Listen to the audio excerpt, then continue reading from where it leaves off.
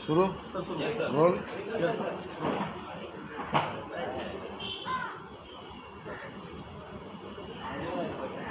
15 मार्च 2019 भारतीय निवडणूक आयोगाच्या जाहीर केलेल्या राजकीय पक्षांच्या यादीमध्ये 2334 राजकीय पक्ष आहेत, ज्यापैकी महाराष्ट्रात 145 पक्ष आहेत, 2 राज्यस्तरीय पक्ष आहेत. मी विस्तृत यासाठी सांगतोय कारण या सगळ्या पक्षांना लोकशाही प्रक्रियेने काम करण्याची संधी आणि कायदेशीर प्रक्रिया आहे. काही पक्षांचा स्वतःचा विचारधारा आहे, कार्यक्रम आहे. काही पक्षांचे धोरण आहेत, तत्व आहेत. काही पक्ष एकत्रित मिळून किमान समान कार्यक्रम आहे.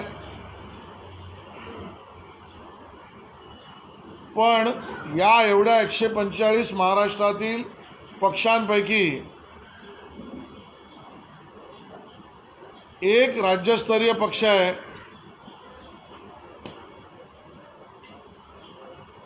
की जो केवळ दुसऱ्याच्या घरात काय चाललंय तेवढंच डोकावतो. त्या राजकीय पक्षाच्या गटाला ना स्वतःचा विचार आहे, ना स्वतःचा कार्यक्रम आहे, ना स्वतःचा त्या ठिकाणी किमान समान धोरण कार्यक्रम आहे. या पक्षाचा गटाचा म्हणजे उद्धव बाळासाहेब ठाकरे गटाचा कार्यक्रम दुसऱ्याच्या घरात काय चाललंय ते डोकवायचं, दुसऱ्यांच्या ध्येय धोरणावर प्रतिक्रिया द्यायच्या, दुसऱ्या पक्षाच्या कार्यक्रमावर जळफळाट करायचा, स्वतः जनतेसाठी काही करेल याचा तसूभरही कार्यक्रम यांचा नाही. आणि मग या जळफळाटामध्ये भाजप काय करतंय, तो पक्ष काय करतोय, त्याची धोरणं काय करतायत, याच्या कार्यक्रमावर भाष्य करा. अरे तुमचं काय, तुमचं ध्येय काय, तुमचं धोरण काय, तुमची विचारधारा काय, काही नाही. दुसऱ्याच्या घरात काय झालं तर पेढे वाटायचे आणि स्वतःच्या मनासारखं नाही झालं तर रडत बसायचं.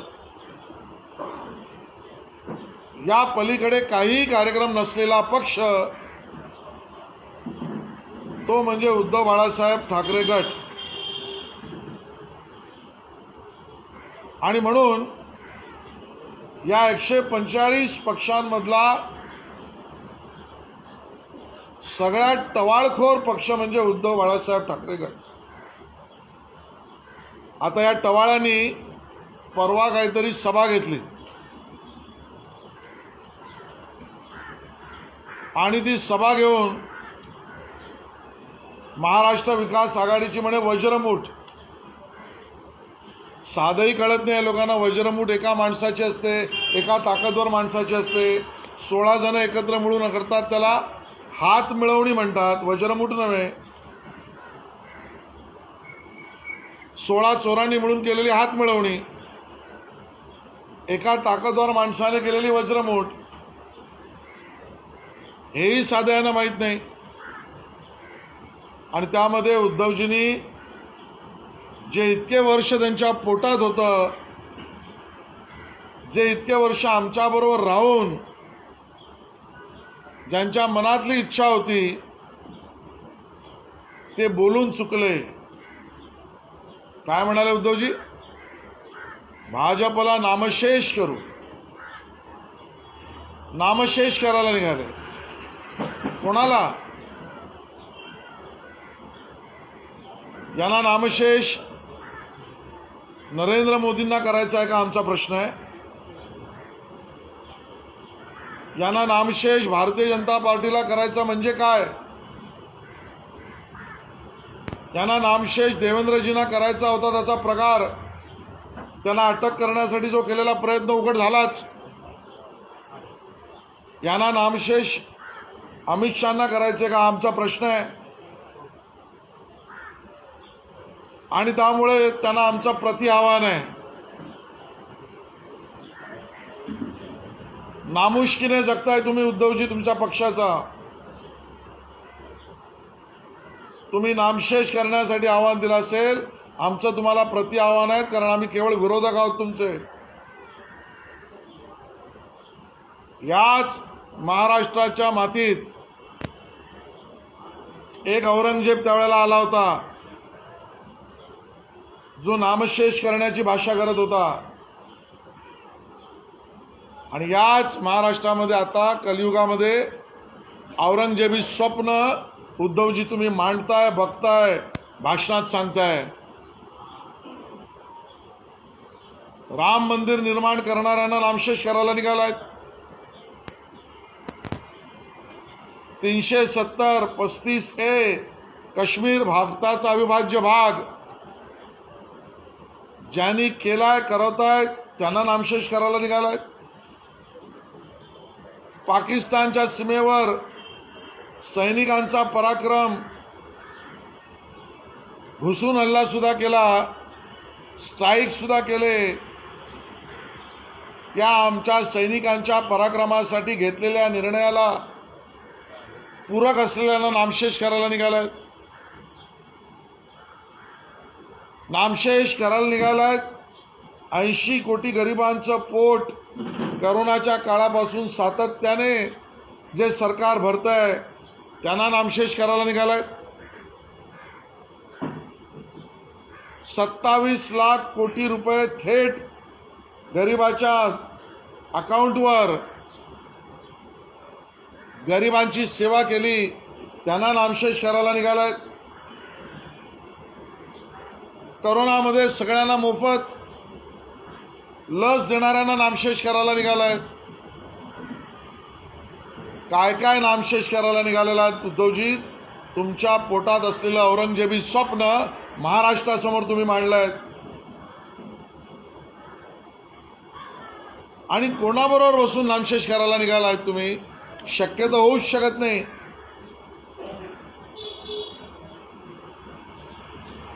तुम्हाला ते जमूच शकत नाही. तुमची ताकदच नाही, तुमचं बलच नाही, तुमचा पायाच नाही. पण तरी या सगळ्या घटनांमध्ये तुमचं औरंगजेबी स्वप्न हिरवं जे आहे ते समोर दिसत आहे.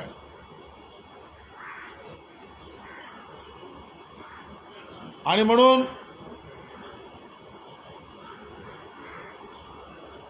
या सगळ्या परिस्थितीमध्ये तुमचं आव्हान आम्ही स्वीकारलंय. तुम्ही मुंबईसाठी काय केलं, काय करणार आहात ते सांगा.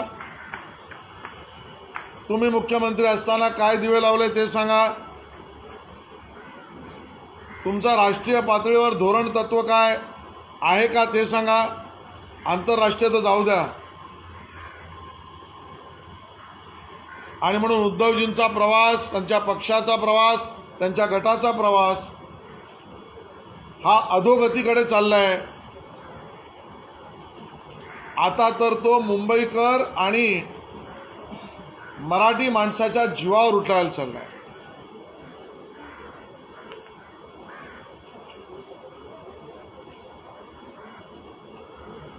ज्या पद्धतीने 3 घटना या मुंबईत घडल्या आहेत त्या जर आपण बघितल्या तर आपल्या लक्षात असं येतं की हा प्रवास कुठल्या दिशेने मुंबईकरांसाठी उद्धवजींच्या शिवसेनेतलं औरंगजेबी स्वप्न स्पष्ट करतं. त्यांनी प्रश्न उपस्थित केला, आक्षेप घेतले कशावर. हिंदू जन आक्रोश मोर्चा. आक्षेप MIMने नाही घेतला, समाजवादी पार्टीने घेतला नाही. समाजवादीने सभागृहात घेतला. काँग्रेसने घेतला नाही, राष्ट्रवादीने घेतला नाही, मनसेने घेतला नाही, अजून पक्षाने घेतला नाही. आक्षेप हिंदू जन आक्रोश मोर्चा जो लव जिहाद आणि लँड जिहादसाठी होता त्याच्यावर आक्षेप घेतला. उद्धवजी तुम्ही कारण सांगा, आमचा प्रश्न आहे. हिंदू जर एकत्र आला, हिंदू जर युनाईट झाला,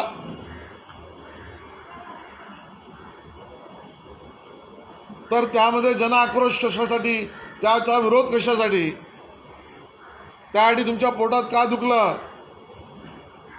तुम्ही हिंदुत्व सोडलं उद्धवजी. हिंदू रक्षणाची भूमिका राष्ट्रीय स्वयंसेवक संघ आणि परिवाराने घेतली आहे. पोटात तुमच्या का दुखलं? हिंदू जन आक्रोश मोर्चावर उद्धवजींचा आक्षेप का? आमचा खडा सवाल. केवळ तेवढंच नाही, आक्षेपापुरतं. मग आम्ही पाहिलं की गुढीपाडव्याला हिंदू नववर्षाच्या मिरवणुका निघतात. त्या मिरवणुकातली सगळ्यात प्रसिद्ध झालेली अशी एक मिरवणूक गिरगावात विवेकानंद मित्र मंडळ काढतं. समाजाची आहे ती. हिंदू समाज जातीभेद, धर्मभेद, भाषाभेद, लिंगभेद सगळा करून पूर्ण रस्त्यावर उतरतो. आणि म्हणून या पद्धतीने गिरगावातल्या त्या निघालेल्या हिंदू नववर्षाच्या यात्रेला अडवणूक करणारी तुमची यात्रा तुम्ही आडवी का घातलीत? गिरगावातल्या हिंदू नववर्ष यात्रेच्या रस्त्यात अडवणुकीचा कार्यक्रम उद्धवजींच्या गटाने का केला? हिंदू जन आक्रोश मोर्चाला आक्षेप, हिंदू नववर्ष यात्रेमध्ये अडवणूक. या प्रश्नाचं उत्तर उद्धवजी तुम्हाला द्यावं लागेल. आणि तिसरी घटना, मालवणीमध्ये रामभक्तांची रामनवमीची मिरवणूक. या रामभक्तांच्या रामनवमीच्या मिरवणुकीमध्ये ज्या वेळेला समाज उतरला त्यावेळेला त्याच्यावर हल्ला करण्याचा ज्यांनी प्रयत्न केला त्या विशिष्ट धर्माच्या लोकांच्या बाजूने कोण उभं होतं, सहभागी कोण होतं? उद्धवजी, तुमच्या पक्षाची भूमिका मालवणीतल्या रामनवमीच्या निघालेल्या यात्रेवर ज्यांनी हल्ला करण्याचा प्रयत्न केला त्यावेळेला संशयास्पद का होती? आणि म्हणून विचारधारा सोडली, स्वतःच्या वडिलांनी मांडलेले विचार सोडले. हे सगळं कशासाठी? केवळ उद्धवजी मतांसाठी? मतांची वाटगी घेऊन मतांची बेगमी जमा करण्यासाठी तुम्ही हिंदू जन आक्रोश मोर्चाला आक्षेप घेता. तुम्ही गिरगावातल्या हिंदू नववर्षाच्या यात्रेमध्ये अडवणूक करता आणि तुम्ही मालवणीच्या रामनवमीच्या निघालेल्या यात्रेच्या हल्ल्यानंतर तिथून पळून जाता, संशयास्पद भूमिका घेता. केवळ मतांसाठी हे महाराष्ट्र पाहतोय. आणि म्हणून सावरकरांचा अपमान आणि बदनामी यामध्ये तुम्हाला शल्य नाही, तुम्हाला त्रागा नाही. तुमची प्रतिक्रिया केवळ लुटूपुटीच्या लढाईसारखी आहे. मी उद्धवजींना नम्र विनंती केली की राहुल गांधी यांच्याकडून माफी मागा आणि मग त्यांच्याबरोबर बसा. तुम्ही नाही केलं. आमचा सवाल आहे उद्धवजी, राहुल गांधी यांनी सावरकरांची बदनामी केली या विषयात माफी मागितली का प्रकरण तात्पुरता बाजूला ठेवलं याचं स्पष्टीकरण द्या. महाराष्ट्र हे जाणू इच्छितोय. राहुल गांधी यांनी या प्रकरणामध्ये बोलायचं टाळलं, थांबवलं. कोणी घोषित केलं? राहुल गांधींनी नाही, काँग्रेसने नाही. राहुल गांधींनी समाज माध्यमांवर काही बोललेत का? प्रतिक्रिया देऊन मी थांबतोय असं म्हणाले का? नाही. त्यांच्या पक्षाच्या नेत्यांनी असं काही म्हटलंय का? नाही. त्यांच्या राहुल गांधींच्या स्वीय सहायकांनी म्हटलंय का? नाही. महाराष्ट्र काँग्रेसने म्हटलंय का? नाही. केवळ वावड्या उठवायच्या. ठोस पुरावा द्या उद्धवजी. राहुल गांधी या प्रकरणामध्ये सावरकरांची यापुढे बदनामी करणार नाही असं म्हटल्याचा ठोस पुरावा द्या. केवळ प्रकरण अंगावर येतं म्हणून परसेप्शन क्रिएट करून स्वतःच्या मतांच्या बेगमीच्या स्वार्थाचं राजकारण उद्धवजी एवढ्या खाली पडू नका. मी तर म्हणेन देशभक्तांचा, देशाचा, सावरकरांचा, हिंदूंचा, हिंदुस्थानचा, पूर्ण भारताचा राहुल गांधी यांनी अपमान केलाच. पण उद्धवजी आता तुम्ही महाराष्ट्रद्रोह्यांच्या मांडीला मांडी लावून बसायला लागला.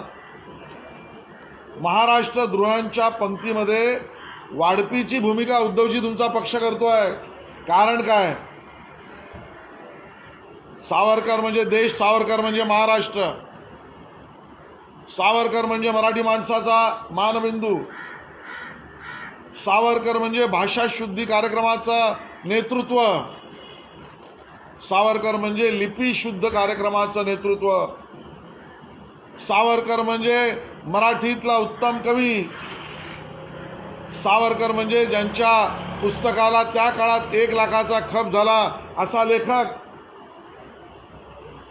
सावरकर म्हणजे नाट्य परिषदेचं अध्यक्षपद भूषवलेला महाराष्ट्र आणि देशातला सन्माननीय व्यक्ती. मग ज्या माणसाने नाट्य, साहित्य, कवी, कला, भाषा शुद्धी, लिपी शुद्धी, साहित्य संमेलनाचं अध्यक्षपद, एवढी मराठीची सेवा केली, त्या मराठी देशातल्या नेतृत्वाचा अपमान करणाऱ्या महाराष्ट्रद्रोह्यांबरोबर तुम्ही बसायला लागलात आणि त्यांच्या पंक्तीला वाढपाची भूमिका करताय. तुमची भूमिका स्पष्ट करा. आम्हाला प्रतिप्रश्न विचारून तुमची भूमिका स्पष्ट होणार नाहीये. आणि म्हणून सावरकर या विषयावर महाराष्ट्रातल्या सामान्य माणसाच्या भावना टोकाच्या आहेत. सावरकर म्हणजे जाती भेदाच्या विरोधात युद्ध निर्माण करणारा एक नेतृत्व आहे. सावरकर म्हणजे जातीपातीवरून देवाला बाजूला ठेवू पाहणाऱ्या त्या सनातनी लोकांच्या विरोधात पतित पावन मंदिर निर्माण करणारं एक कर्तृत्व आहे. त्या सावरकरांचा अपमान करणाऱ्या राहुल गांधींबरोबर तुम्ही वाढपाची भूमिका का घेताय? स्पष्टीकरण द्या. भारतीय जनता पक्षाने मुंबईत आतापर्यंत 16 सावरकर गौरव यात्रा पूर्ण केल्या आहेत. उरलेल्या 20 पुढच्या 3 दिवसात पूर्ण करतील. त्याबरोबरीने एक उत्तम कार्यक्रमाला मी स्वतः जाणार आहे. त्याचंही निमंत्रण मुंबईकरांना आपल्या माध्यमातून देतो. शिवाजी पार्कला जाणता राजा आम्ही आठवडाभर केलंच, पण येत्या 5 तारखेला सावरकर स्मारकामध्ये मी सावरकर हा कार्यक्रम, ज्यामध्ये सावरकरांनी आणि सावरकरांवर लिहिलेल्या गीतांचा, सावरकरांवरच्या व्याख्यानाचा आणि या विषयावर भाषणाचा असा 13 कार्यक्रम विनामूल्य सावरकर भक्तांना, मुंबईकर नागरिकांना सावरकर स्मारकात होतोय. मी स्वतः त्याला जाणार आहे. माननीय महाराष्ट्राचे मुख्यमंत्री 5 तारखेला सायंकाळी 6:30 वाजता एकनाथ शिंदेजी जाणार आहे. त्या कार्यक्रमामध्ये गायक म्हणून भरत बलवल्ली, नंदेश उमाप, अजित परब, प्रथमेश लगाटे, मुग्धा वैशंपायन हे गाणार आहेत. सावरकरांनी लिहिलेलं किंवा सावरकरांवर लिहिलेलं. श्रीमान संजय उपाध्ये यांचंही व्याख्यान आहे आणि शरद पोंक्षे यांचं कडक व्याख्यान त्या ठिकाणी आहे. महाराष्ट्राचे मुख्यमंत्री एकनाथ शिंदेजींचं भाषण आहे. मी स्वतः त्या कार्यक्रमाला विशेष उपस्थिती लावणार आहे. या कार्यक्रमाची 2 तिकीटही उद्धवजींनी आदित्यजींना आम्ही पाठवणार आहोत, सन्मानपूर्वक पाठवणार आहोत. हा कुठल्या पक्षाचा कार्यक्रम नव्हे, हा सावरकर भक्तांचा कार्यक्रम आहे. आणि म्हणून केवळ हिंदू जनाक्रोश मोर्चावर आक्षेप, हिंदू नववर्षाच्या यात्रेंवर अडवणूक आणि रामनवमीच्या मालवणीच्या यात्रेतून पळवणूक, या उद्धवजींच्या भूमिकेवर त्यांनी स्पष्टता द्यावी, उत्तर द्यावं. मुंबईकरांसाठी आणि मुंबईकर नागरिकांसाठी पूर्ण सुरक्षेने त्यांच्याबरोबर उभं राहण्याचं काम भारतीय जनता पार्टी, राष्ट्रीय स्वयंसेवक संघ आणि संघ परिवार करेल, याबद्दल दुमत नाही. धन्यवाद. मुंबईमध्ये जी सावरकरांची गौरव यात्रा सुरू आहे त्याला मोठं प्रतिसाद देखील लाभलं आहे. म्हणजे लोकांनी असं म्हणलं की सावरकरांच्या नावाचा गैरवापर हा भाजप, खरं हिंदुत्व हे आमच्याकडे आहे. संजय राऊत यांच्या वक्तव्यावर मी आज तुम्हाला नम्रपणे पुन्हा एकदा आठवण करून सांगेन, तुम्ही तुमचा वेळ वाया घालवू नका, आम्हालाही प्रश्न विचारू नका. कारण बुद्धिभ्रष्ट झाल्यानंतर तोंडात येईल ते बडबडणे, यातले मूळ वाहक जर कोणी असतील तर ते संजय राऊत. त्यामुळे त्यांच्या प्रश्नांवर उत्तर देण्या लायकीचेही त्यांचे प्रश्न नाही. ठीक आहे. एकनाथ शिंदे गट नाही, शिवसेना. नेहमी शिल्लक सेना असा उल्लेख करण्यात आहे. त्यामुळे कुठेतरी राजकीय द्वेषाला म्हणजे कदाचित हे म्हणून भाजपसाठी आलेले असं मला वाटतं भाजपला नामशेष करू हे त्यांच्या पोटात गेली 15 वर्ष आहे. बरोबर असतानाही अडवणूक, पिळवणूक, जडवणूक आणि त्यामुळे ईर्षा हे पाप उद्धवजींच्या पोटात इतके वर्ष होतं, ते भाजपला नामशेष करण्याच्या भूमिकेचं आज बाहेर आलंय. प्रत्येक निवडणूक सडकून जनतेने त्यांना धडा शिकवलाय, आपली अवकात दाखवली.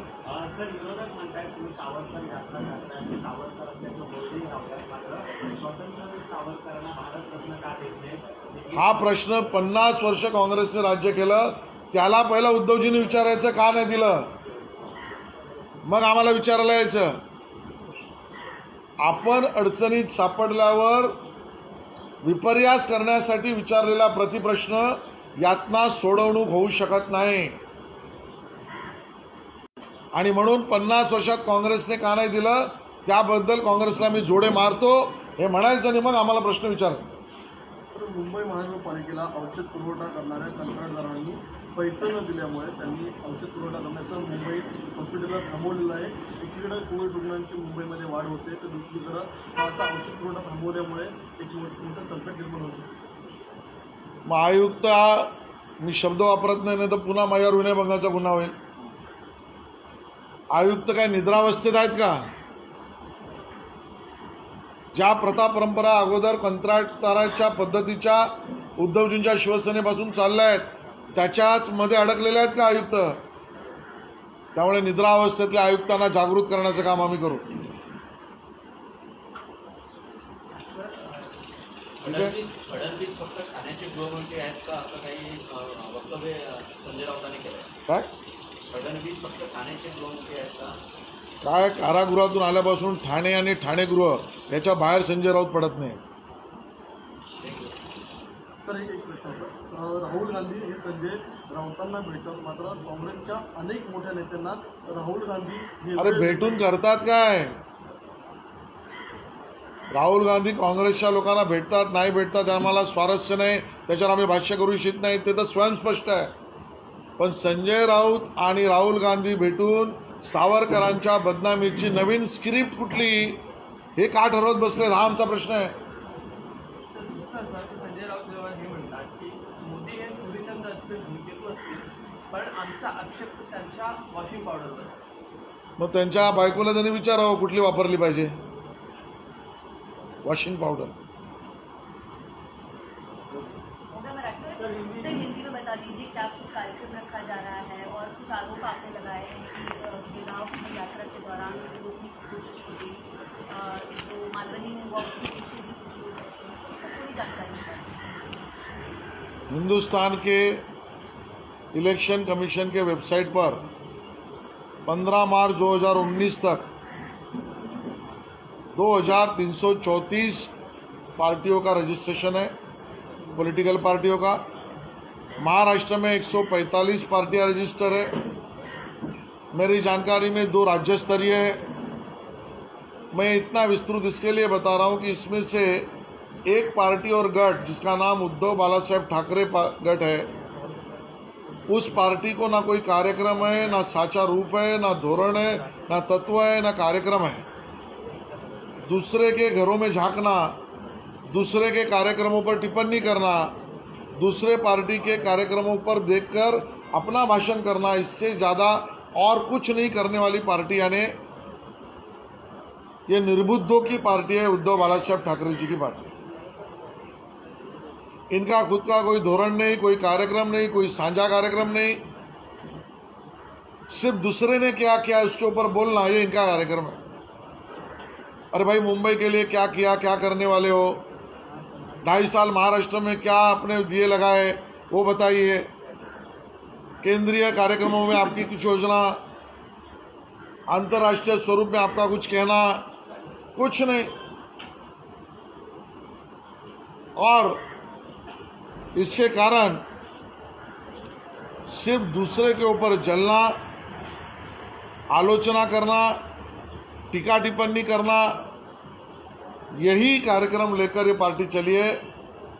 और अब उन्होंने कोई एक कार्यक्रम सभा सब महाराष्ट्र विकास आघाड़ी ने मिलकर ली। कहा वज्रमुठ है? वज्रमुठ तो एक आदमी की होती है।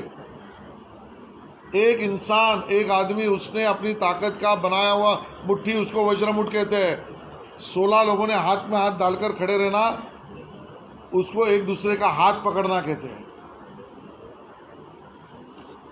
जिस प्रकार से उस सभा में उद्धव जी ने उनके पेट में जो दर्द था वो बयां कर दिया, हमारे साथ रहकर भी क्यों इस प्रकार से उनका रवैया था वो स्पष्ट हो गया। वो स्पष्ट हो गया कि भारतीय जनता पार्टी को हम नामशेष करेंगे, खत्म करेंगे। ये भाषा उद्धव जी ने उपयोग में लाई है। हमारा उनको चैलेंज है,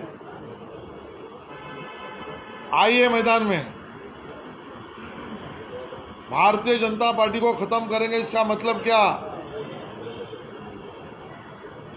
मोदी जी पर आपकी आलोचना है क्या?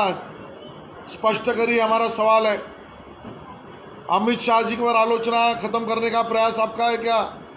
स्पष्ट करिए, सवाल है हमारा। राम निर्माण करने वाली पार्टी को खत्म करने की बात आपके मन में क्यों आ रही है? स्पष्ट करिए। 370 कलम 35A हटाकर भारत का कश्मीर अविभाज्य भाग बना दिया, उस प्रक्रिया को करने वाले पार्टी को खत्म करना चाहते, रवैया स्पष्ट करिए। 80 करोड़ सामान्य आदमी को घर तक अनाज पहुंचाने वाले लोगों को खत्म करना चाहते हो, वजह क्या है? कोरोना में मुफ्त कोरोना करोड़ों लोगों को देने वाले सरकार को खत्म करना चाहते हो, वजह क्या है शिवसेना की, उद्धव जी की? सवाल बहुत उठते हैं और वो सवाल, उसका जवाब उद्धव जी को देना पड़ेगा।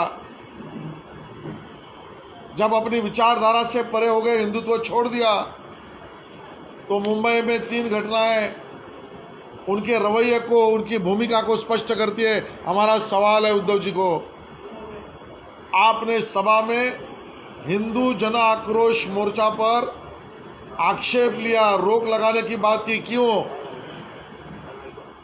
कोई भी दलगत राजनीति के ऊपर धर्म के नाते सब हिंदू अगर इकट्ठा हुए, वो भी लव जिहाद और लैंड जिहाद के खिलाफ, तो आप उसकी आलोचना और आक्षेप क्यों करते हो? उसको रोक लगाने की बात एमआईएम ने, सपा ने, कांग्रेस ने, एनसीपी ने, कोई दल ने नहीं किया, उद्धव जी आपने किया, क्यों? उद्धव जी जवाब दे। आगे बढ़कर मुंबई में सबसे बड़ी निकलने वाली विवेकानंद मित्र मंडल की गुड़ी पाड़वा की हिंदू नववर्ष यात्रा जो गिरगांव में निकलती है, समाज की होती है, कोई दल की नहीं, सब हिंदू इकट्ठा होते हैं। उस यात्रा को रोकने के लिए रास्ता रोकने का कार्यक्रम उद्धव जी के पार्टी ने किया। क्यों? हिंदू जन आक्रोश को रोक, समाज हिंदू नववर्ष यात्रा निकालेंगे तो उसको रोक, और मालवनी में तो रामनवमी की जो यात्रा निकली उसके ऊपर हल्ला करने वाले, प्रयास करने वाले लोगों के सामने भगोड़ापन उद्धव जी के पार्टी के लोगों ने किया। ये संशयास्पद क्यों? ये मुंबई के तीनों प्रश्न ये स्पष्ट करते हैं कि उद्धव जी और उनका दल सिर्फ विशिष्ट वर्ग की वोट के लिए हिंदुत्व तो छोड़ दिया, लेकिन कानूनन रास्ते पर चलने की राह भी छोड़ दी।